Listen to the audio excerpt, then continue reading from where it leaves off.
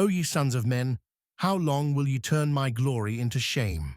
How long will ye love vanity, and seek after leasing? Selah. But know that the Lord hath set apart him that is godly for himself. The Lord will hear when I call unto him. Psalm 4, 2-3. After David's initial cry to God in verse 1, he turns his attention to his adversaries. The shift from vertical communication with God to the horizontal engagement with his opponents reveals the dual nature of biblical lament.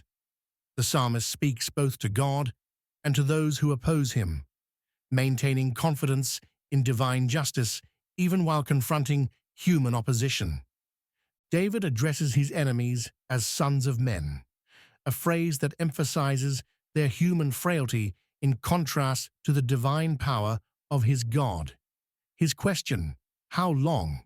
appears twice, conveying both exasperation and warning. These opponents have persisted in their attacks, but David implies their time is limited. This repetition creates a rhetorical force that challenges their behavior while suggesting its ultimate futility. The first accusation centers on how these adversaries turn my glory into shame. This likely refers to attempts to dishonor David's God-given authority as king. On a deeper level, it speaks to how the wicked mock what believers hold sacred. Glory may refer to David's relationship with God, his divine calling, or to the Lord himself. His enemies transform what should inspire reverence into an object of scorn. David further charges his enemies with loving vanity and seeking leasing. The term leasing means falsehood or lies. His opponents chase emptiness and embrace deception. They pursue what has no substance and cling to what has no truth. The Hebrew word for vanity suggests emptiness or worthlessness, a pursuit that yields nothing of value. The verse concludes with Selah, a musical notation that reveals a pause.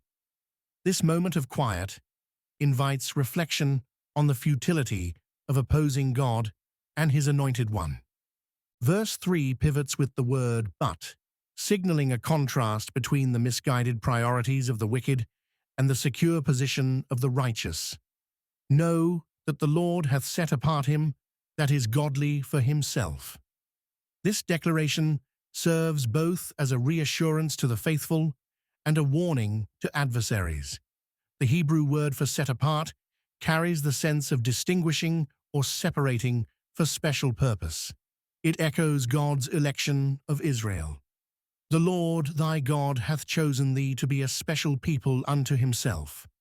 Deuteronomy 7:6. The verse concludes with David's confidence. The Lord will hear when I call unto him. This assurance stands in stark contrast to the futile pursuits of his enemies. While they chase emptiness, David possesses the ultimate privilege, access to the Creator.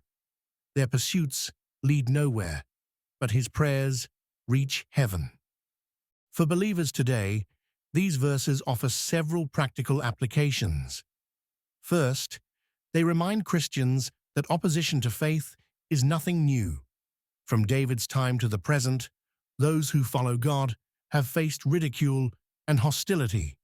Jesus himself warned, "If the world hate you, ye know that it hated me before it hated you." John 15:18.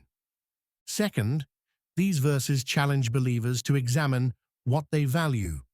The human heart gravitates towards vanity. We are tempted to follow empty pursuits that promise satisfaction but deliver nothing. Christians must inventory their affections, asking whether they chase what is eternal or what is ephemeral. Third, David's words provide assurance that God distinguishes between the faithful and the faithless.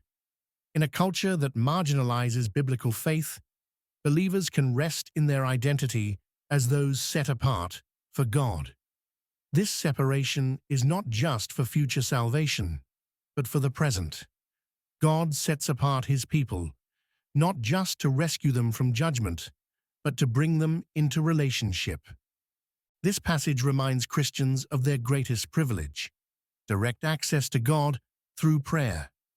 In a world of uncertainty, the believer possesses the confidence that the Lord will hear when I call unto him.